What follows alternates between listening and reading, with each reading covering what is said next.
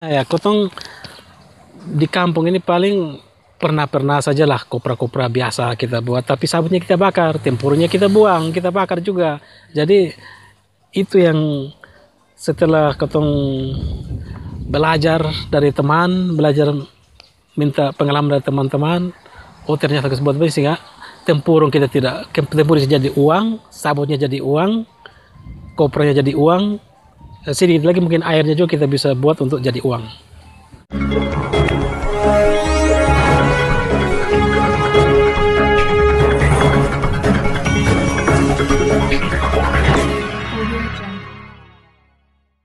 Pemirsa yang budiman di mana saja Anda berada, terima kasih telah mengunjungi channel Suara Fakta Hukum. Jangan lupa like, subscribe, dan komentar.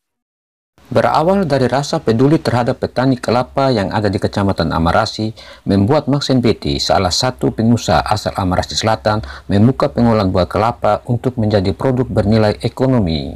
Perusahaan yang beralamat di Oesau, Kecamatan Kupang Timur, Kabupaten Kupang itu, selama beroperasi kurang lebih 4 bulan, manfaatnya sudah mulai dinikmati oleh petani kelapa setempat.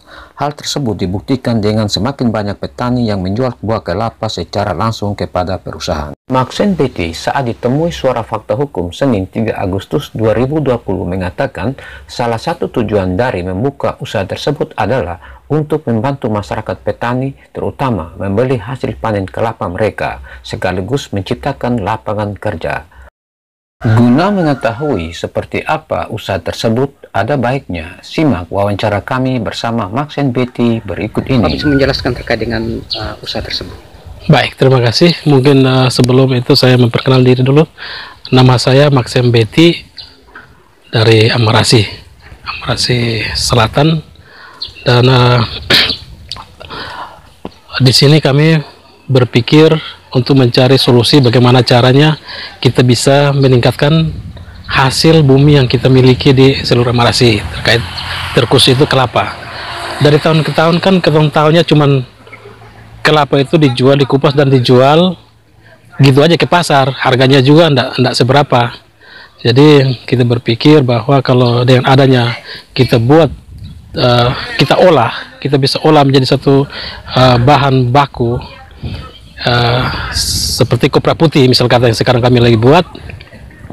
Kopra putih itu dia khusus untuk bahan kosmetik dan harganya itu lebih tinggi dari kopra biasa. Sementara di Amarasi dan di Kabupaten Kupang biasanya itu kan kita tahu cuman kopra asapan, itu kopra asal-asalan yang harganya murah sekali.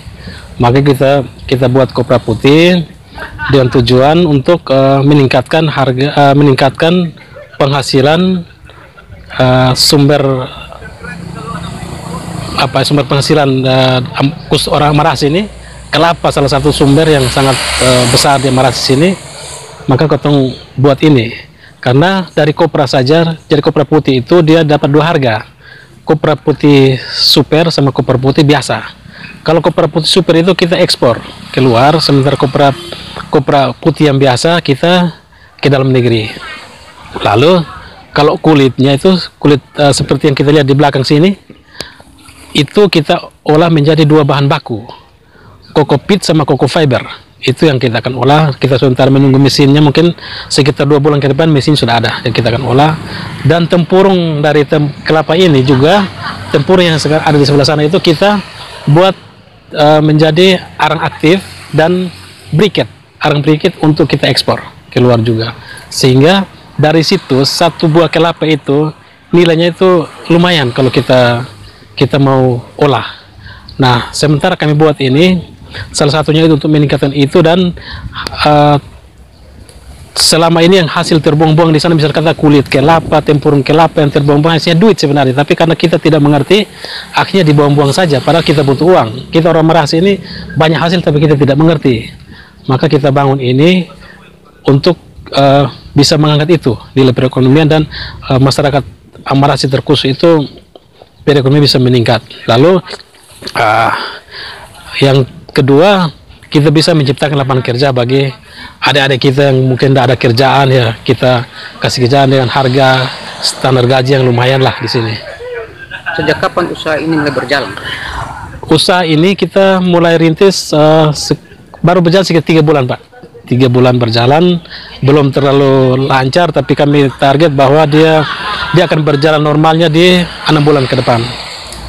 6 bulan itu dia proses dan dia akan, karena pabrik yang mesti bangun lagi adalah pabrik kokopit sama arangnya itu kita bangun di belakang lagi ini. Selama berjalan 3 bulan nih Pak, apakah hasil produk pernah dikirim keluar? Sudah, kita kirim.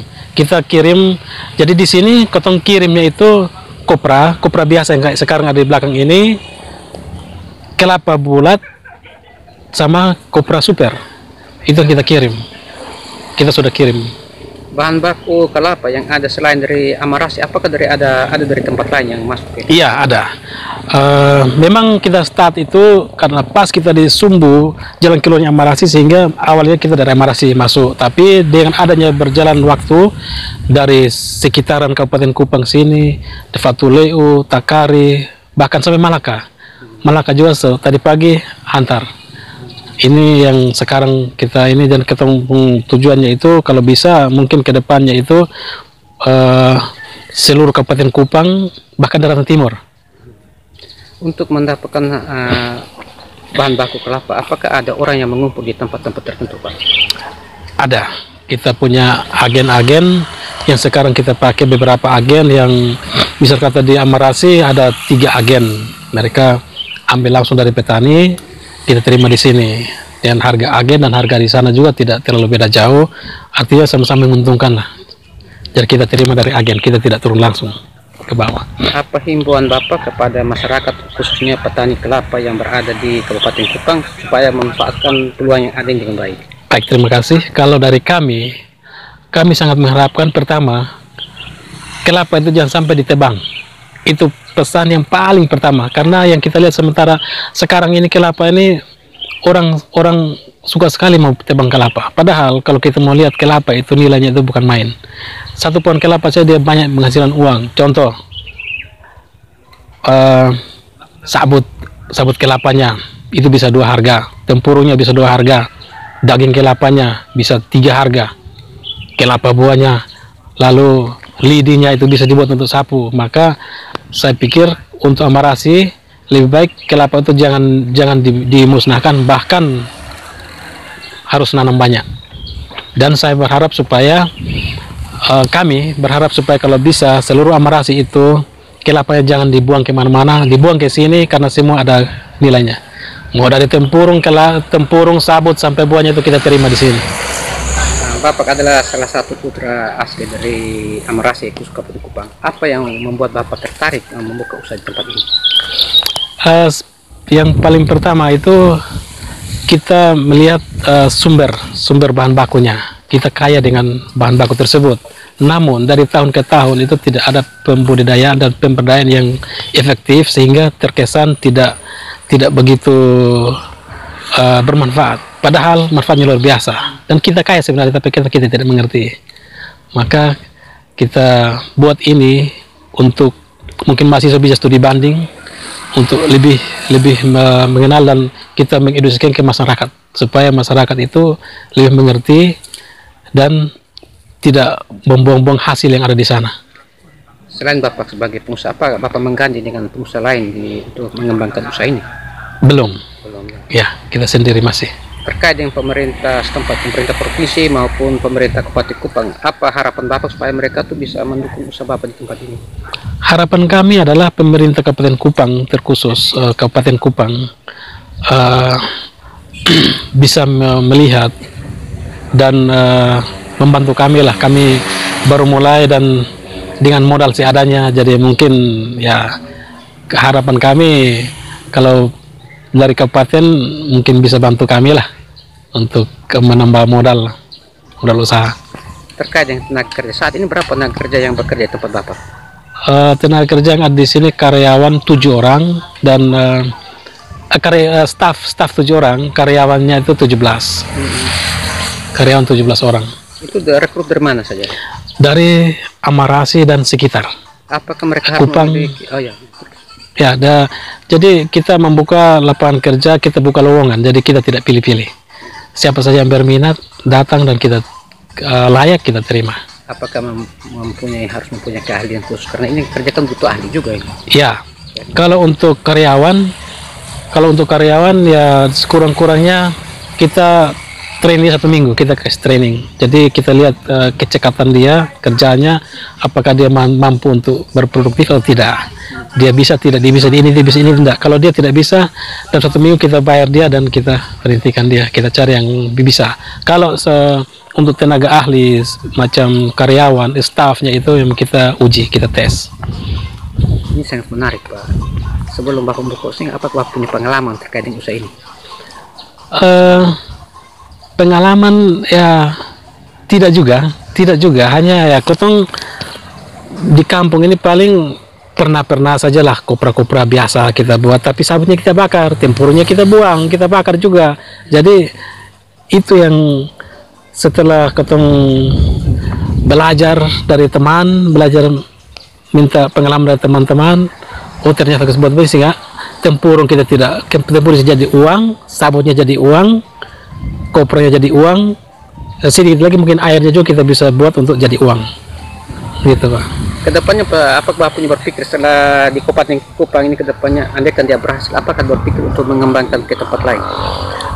Kita target khusus Kabupaten Kupang, kita akan bangun 100 greenhouse di setiap desa, yang mau untuk bekerja sama, karena ke depan itu kita akan buat satu program pelayanan sembako. Jadi kita bawa hasil dari sini ke Jawa, kita bawa pulang sembako dari Jawa. Jadi masyarakat mungkin tidak harus beli sembako pakai uang, tapi beli pakai tempurung, misal kata, beli pakai sabut atau beli pakai kelapa. Itu yang kita akan buat ke depan, 3 bulan ke depan. Nama usaha PT atau CV Bapak namanya? CV, ini CV. CV ya. Iya, CV Panca Firdaus Abadi. Ya. CV Panca Firdaus Abadi. Bergerak di bidang hasil bumi dan lain-lain lah, sembako misal kata. Terima kasih. Dengan Bapak? Dengan Bapak Maxim Betty, Amarasi Selatan, Stone Line. Jabatan saya sebagai eksekutif direktur, eksekutif operasional. Ini adalah salah satu tempat usaha penjemuran kopra yang berada di wilayah Kupang Timur, Kabupaten Kupang. Kopra-kopra tersebut adalah hasil pertanian kelapa dari wilayah Amarasi yang saat ini sedang dijemur dan siap akan dikirim ke luar NTT. Kopra apa Pak? Ini kopra biasa. Kopra biasa. Kalau kopra putih kemarin kita sudah kirim, stoknya tidak ada, stok lagi kosong. Jadi ini dia masuk kopra biasa karena dia kualitasnya kurang bagus. Kalau kopra putih, dia kualitasnya bagus sekali, putih bersih. Jelaskan terkait kalau dengan kelapa ini. Dari di sini kita produksinya kopra putih. Kopra putih, lalu kita akan pilah, kita akan sortir yang jelek, yang warnanya jelek kayak gini, dia akan masuk kopra biasa seperti yang tadi di sana. Tapi yang putih bagus bersih itu kita akan bersihkan dia, kita cut, kita kuas dia, kita packing dia menjadi jadi kopra super ya. Sementara kopra yang kurang bagus itu yang kita kopra biasa. Oh, dia dipisahkan ya, antara dipisahkan. Dua bentuk dipisah. Terkait dengan bahan baku kelapa, boleh tahu ini pembelian dari petani bagaimana? Harganya berapa per buah? Baik, terima kasih. Mungkin saya jelasin, tapi saya langsung kasih tunjuk contoh sehingga kita lebih tahu ya, lebih mengerti. Jadi kelapa dari petani yang besar seperti ini ukuran 2 kilo. Ini 2 kilo itu kotong terima di sini 1.700 per buah. 1.700 terima di sini per buah kotong terima di sini. Sementara yang begini kita terima dengan 1.500. Ini kurang dari 1 kilo. Ini sekitar 8 on. Yang paling kecil itu ini harganya 1.000. Ini kita terima di gudang.